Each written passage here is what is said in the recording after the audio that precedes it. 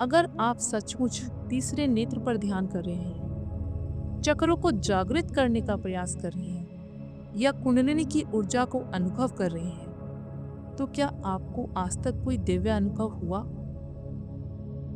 क्या आपके भीतर कोई बड़ा आंतरिक परिवर्तन आया? जब मैं ये सवाल पूछती हूँ, तो कई लोग बड़े आत्मविश्वास से कहते हैं, हाँ, हमें तो बहुत अलग अनुभव हुआ। तो फिर अगला सवाल यही बनता है, अगर आपको अनुभव हो चुके हैं, तो आप बार बार दूसरों से पूछने क्यों जाते हैं? मेरी कुंडलिनी जागृत हुई या नहीं? मेरा ओरा कैसा है? मेरे चक्रों की स्थिति कैसी है?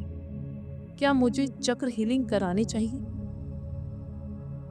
जरा ध्यान से सोचिए, क्या ऐसा हो सकता है आपको भूख लगी हो और आपने खाना खा लिया? अब आप ये बात पूछने किसी दूसरे के पास जाएंगे कि आपकी भूख मिटी या नहीं? बिल्कुल नहीं, आप ऐसा बिल्कुल भी नहीं करेंगे।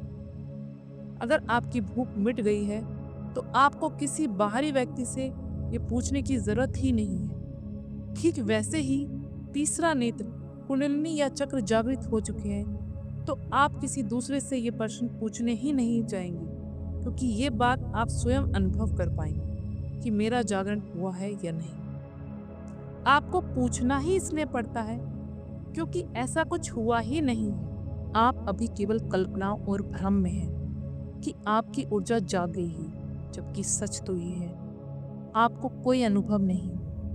आपने केवल शब्दों, कहानियों और कथाओं को पकड़ लिया है।